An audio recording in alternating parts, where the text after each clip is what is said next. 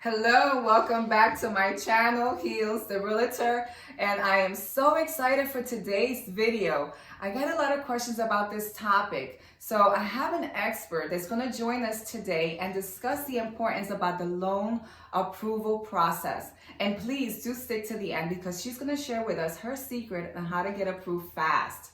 Well, if you're just meeting me, I am Jeanette, also known as Heals, and I help people navigate the home ownership process.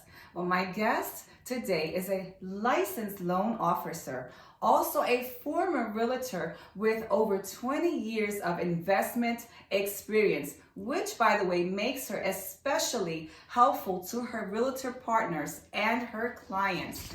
She has been a loan officer for 8 years and personally handled hundreds of loans. That's amazing. Please join me in giving a warm welcome not only to a friend of mine, but a true professional, Miss Qiana Montgomery. Miss Qiana Montgomery, thank you for joining me today on my show on the loan process and how to help those that have those questions and how to navigate that importance of, how to have that loan approval process, help them, ease them through that process. Thank you. And I had previously had made a video on tips on how to help those first-time home buyers. Yes. And one of my tips was the loan approval process. But what better way than to have an expert, join me. So thank you for coming in and joining me and taking my questions today. So thank you so much. Thank you for having me. So you're welcome. Thank you. And by the way, I love your attire today. It looks very pretty. I had to keep up with you. You're always so sexy and glamorous. Thank you. And by the way, Miss Qiana Montgomery, being that she is an investor, she's a fabulous Philly flipper here in Philadelphia. And she's almost finished one of her properties. So amazing. So she's done a lot in the community and helping others as well. And one of the reasons I wanted to bring her in here because she brings value as well. So without further ado, Q, we want to address a few questions. One of them, please tell us, Q, I want to, if I'm a first-time home buyer or any buyer, to get pre-approved, what does that look like? So the first thing that happens is usually either they see me online or different places, or they talk to their real estate agent like you, and they'll introduce us. And the first thing is an introductory kind of call where it takes usually about 15-20 minutes, and I go through where do they want to live, what kind of budget do they want to stay within, where do they work at, what's their credit like, and what are their savings, and just kind of run through those things and their debts as well, just to get a quick picture of whether they're ready now or should they wait, and I kind of go over what things they should address if they're not ready. So timing is important, right? And credit also. So you kind of do like an interview to know the basics, the needs and wants, especially their needs, right? Yeah, exactly. Okay, perfect. Also, Q, what type of loans are you able to do? Yeah.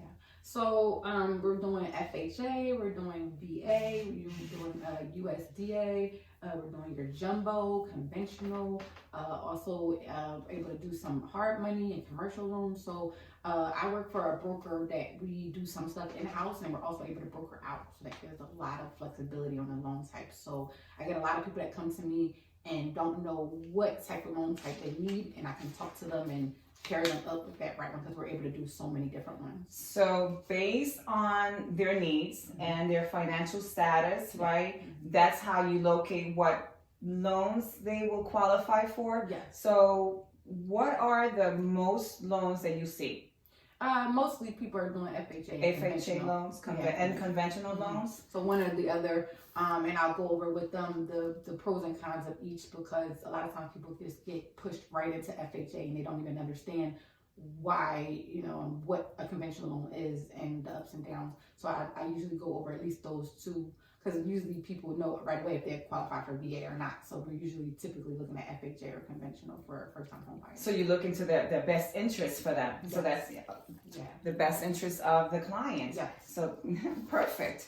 I love that it's important when you dig deep into the person, and dig deep into the financial status and the family status, and help them navigate to not just one, help them, acquire the best loan for them that's going to be beneficial to them, especially during these times, right?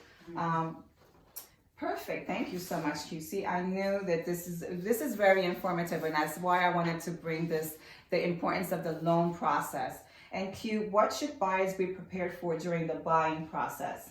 What are the things that buyers should look for during? Because we have buyers that it's an important thing. It is an investment. It's a big jump, and it's a scary thing sometimes, an exciting thing at times. So, what should buyers look for? Well, they should be prepared for a lot of documentation. Documentation. So I try to prepare people for it because they just have no idea. And it can be frustrating if you're thinking it's just going to be signing a couple of documents and you're done. They are going to ask you for so many documents, and depending on if your situation is more unique or you got some challenges, or it's going to be even more.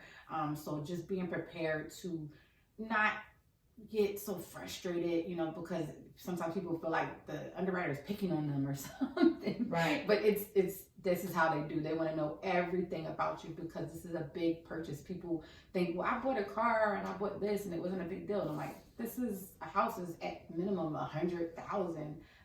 There's nothing else that's going to be that big. So it's not the same thing. Right. Buying a car, they'll give you the car because they can come and take it just like that. So exactly. The approval process is very easy. And what kind of documents should they start looking into? So what kind of documents are required for to ease the loan process?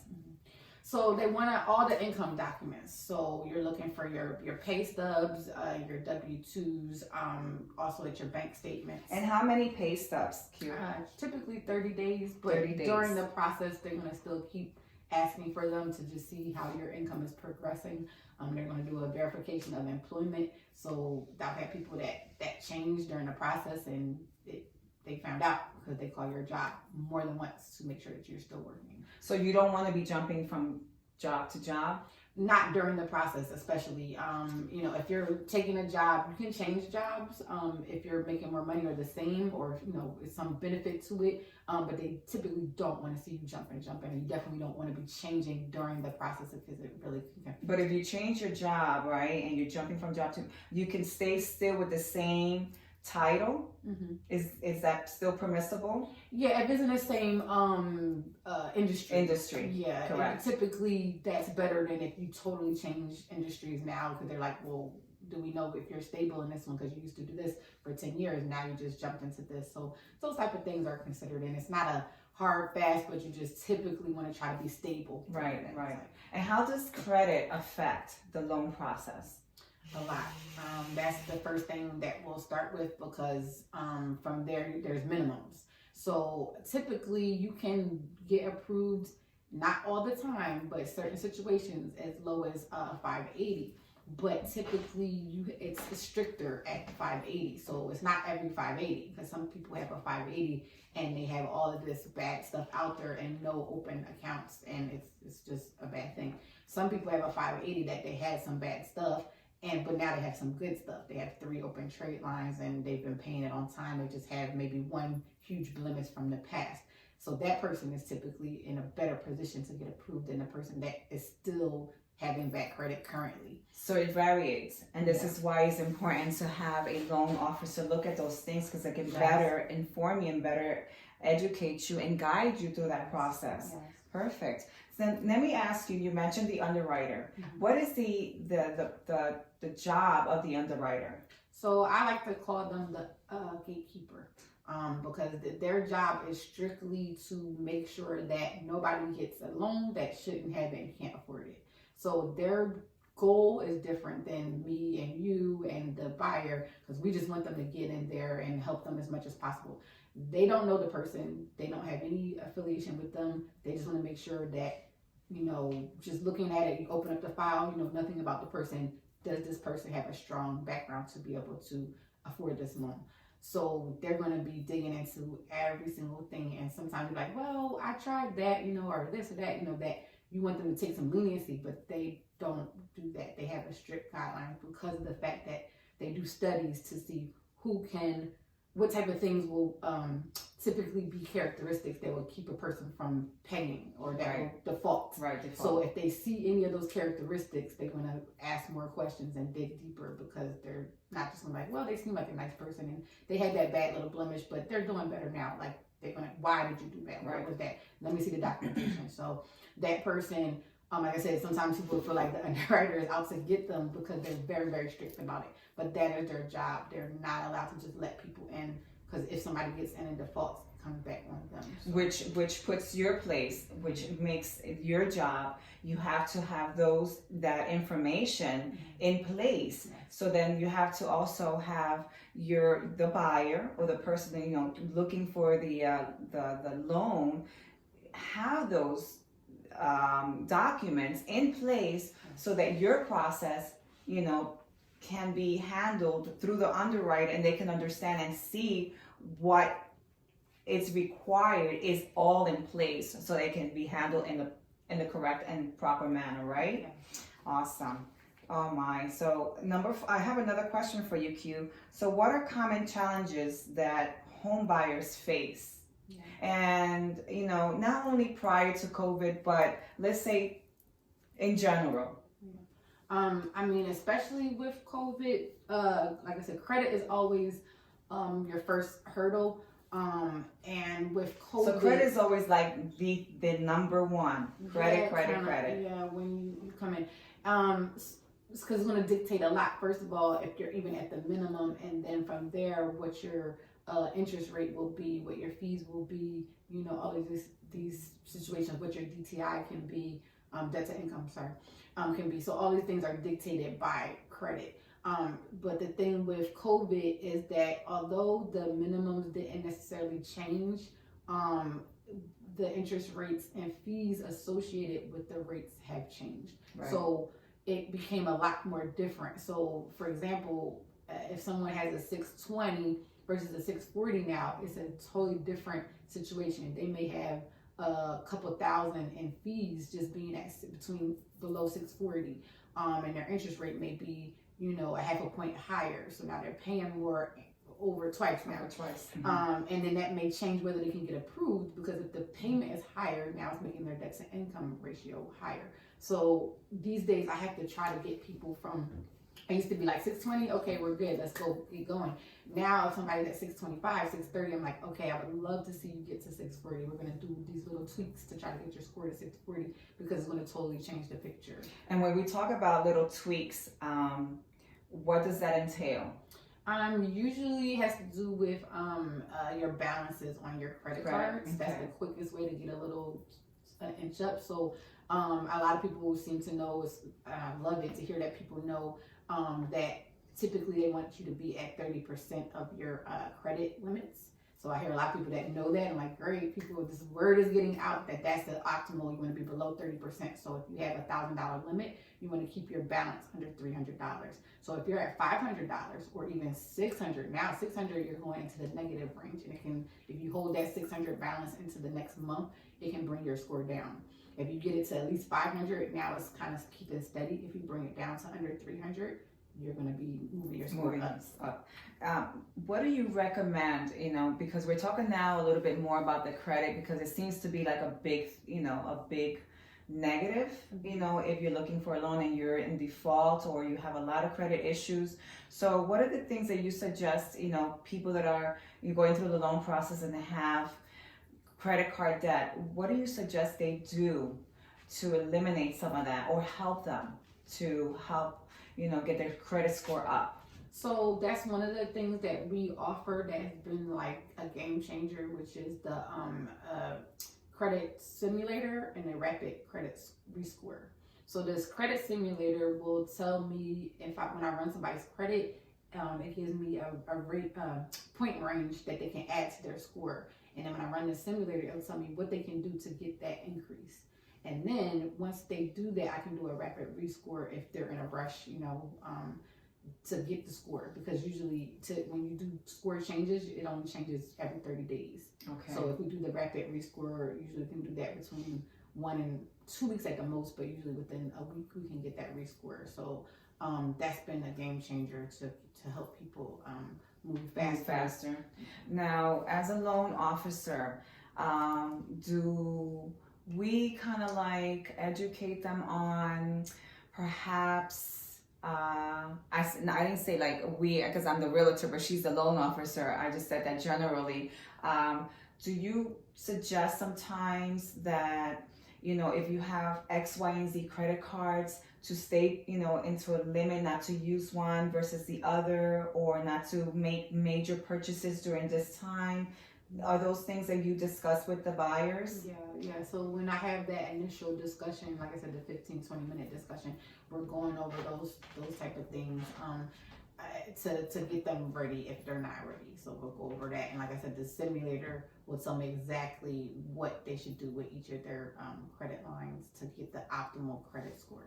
Awesome. Okay, well, I'm going to go and jump to my question number 5. And thank you so much. It's been very helpful, and I'm hoping that all our viewers are taking notes. Number 5, how can you help? And this is very important because during COVID, you know, a lot of people have lost their jobs and are self-employed. So how can we help our self-employed buyers during these times? So self-employed buyers is a very unique niche of people, and they need a lot of help. As soon as they say they want to buy, we need to be having a conversation and starting a strategy. Because the thing is, with self-employed buyers or self-employed people, period, their accountant's job is to make their income as low as possible, to make their IRS debt and what they owe, you know, Uncle Sam, as low as possible. But when you get ready to buy a house, that does not kind of go along with that, because that's all we have, all they use per guidelines to establish what your income is your tax returns. So that's all they have to base their the process for, right? Right. So that's where your income comes from. So if you have been doing what you normally do, which is reporting this certain amount of income and then all of these deductions to try to get that income down. To keep what you owe Uncle Sam down, when we go to look at it, you have no income. So that's the problem I normally face with self-employed buyers, is that they're not showing enough income on their So it's a little challenging. Yeah, so if you're self-employed and you want to buy a house, it's something you want to voice sooner than later, so we can put you on a strategic plan. I normally will meet with their accountant and talk about what type of things we can do to make it optimal, so that they don't owe Uncle Sam as much, but also that they're showing more income. So I've done this with a couple of my self-employed buyers, talk to their accountant and go over, because they know the tax laws. So I'll tell them this is what I'm trying to achieve, and then we kind of work it out together. So one of the things, for example, that gets added back in is depreciation. So I'll talk to the accountant like, well, what can they depreciate? Because one time I had a client who didn't have, as far as the accountant knew, anything, but then we were talking about it, and he was like, oh, he said, well, something like his truck or whatever would be a depreciable thing. He's like, but that's not his business name. Find out from the client it was. So he was like, oh, wow, we can depreciate the truck to offset, but we can add that back in. So it helped to keep his IRS debt down, but his income for our purposes up. Wow. So these type of conversations are important. And what happens is, if somebody comes to me and they say they want to buy, we have 2 years, we have to have a tax return showing an average of the income that they need. So I talk to them about, well, we kind of work backwards. Like, what do you want? Okay, I want a house that's like $200,000. Okay, that's going to be this much payment. You have this much debt. Let's work backwards to how much income you have to show. Wow. Which is different from most buyers. This is my income. Yes. Okay, this is what you can afford. So it's the opposite. A little opposite. Yes. So you see, it's very important, because there has to be a communication, and when you're going through a home buying, when you're becoming, you know, you have that dream to become a home buyer, you have to build a relationship not only with your realtor, but with your loan officer, and you have to have that trust, and you're going to have to open a lot of doors and communicate all sorts of things. As she just mentioned, this was a unique issue, which was a what we just called a self-employed buyer. So there has to be an open line of communication. Have to open up everything, your bank accounts, your whole life. Yes. But if that's something that you want to achieve, it's something that you have to bring forth. Okay, so before I bring my last question, Q, and thank you so much, very informative, and thank you so much. Please tell our viewers where they can connect with you. Okay, so I'm on Facebook under Qiana Montgomery, know you, Qiana, and then I'm on Instagram under Mortgage Goddess Qiana, Qiana. And she is a goddess, and she's our goddess. So our last question is, okay, how are you able, Q, and I know you are, but how are you able to close faster than the average loan officer? Yeah, so everything about what I do from the beginning is trying to make things as streamlined as possible. So when we're in the pre-approval process, I'm getting as many documents as possible. So sometimes I get some pushback because in the beginning, people just want to go run out and start looking at houses, and paperwork is just slowing them down. But it's very important for me, the real estate agent, and the buyer to not waste time by giving them this pre-approval without making sure that they're good. And there's a lot of things that can come out later if you don't dig into their documents up front. Correct. So I do a lot of that to make sure that, first of all, that they have the documents. Because if you wait until they find the house and say, give me this, they're like, I don't know where it is. I got to call here. I got to be doing all of that while they're looking for the house. I'm like, remember, you have to have this, right, and making sure that they have it so that when they say, we found the house, I already have those documents. Exactly. So that's the first thing I'm doing. Then after they have the contract, I'm on top of everybody to get me the signed contract for one, and to get the documents. As soon as I get the signed contract, there's immediate automatic emails that go out to the real estate agent to tell them what docs I need from them, as far as like the earnest money deposit check, and to know what the title company they're using, all these different things. So it's like 5-6 things. Boom, goes out as soon as I get it. Then there's one that's going to the seller's agent that's telling them to be prepared to for the call from the appraiser, to schedule it as soon as possible. Also have the appraiser's phone number so they can get back in contact with them, and all the list of the things that the appraiser can get the house for. Mm-hmm. I'm like, you have to do these things before you, as the seller's agent, listing agent, make sure all of these things are in place before the appraiser comes. Because when the appraiser has to come out and find these defaults in the house, they have to come back, and that wastes time. Yes. So I'm telling them from the beginning all the things that the appraiser could possibly give them for, and make sure that things are all addressed before the appraiser comes. That saves about a week or two, because if they have to come back out again, they have to schedule, they have to do that another report, all these different things. So all through the whole thing, and then being proactive about because I've done hundreds of deals, I know what underwriters look for. So when you're first starting out as a loan officer, you don't know what they're looking for, so you have to wait until they tell you. But because I've done so many, as soon as I came into all these different things, I'm like, I know the underwriter's going to ask for this. They're going to ask for this, and I'm proactive before the underwriter even asks for it. So we're way ahead of the game. So by the time we get into after they get the commitment, I'm already gotten the docs that they needed from there, and then we're ready to go. So all of these things from the beginning to the end can shave off a week or two on the end. So yes, and it helps the process. It helps, it's a communication between the selling agent and the real estate agent, right? It's a communication. You have to be able to be on top of things, and that's what sets you aside from other loan officers. And it's important that we all communicate. There has to be that communication, that guidance, and that is what sets you aside from all the others. And not only that you have that passion to help. So being on top of things, helps you not only help yourself as a loan officer, but help that real estate agent. Hey, if you're missing this, or there's a timing that we need this paperwork and I need this so that we can process this quicker than later, right? So with that being said, I thank you so much for joining us today. This has been so helpful, Q. If there's anything else you want to add on to today's show, please feel free. But if not, please If you find this video of value today, please like and smash smash that like button, share and subscribe to our channel, and I'll be bringing more content and more value and more videos soon. I'm gonna share with you a few more tips for our home buyers, first-time home buyers. I do have a lot of first-time home buyers. Many questions gonna be addressed. So thank you again for joining me. Q, thank you for being my guest today. Yes.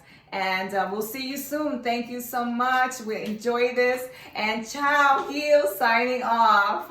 Bye.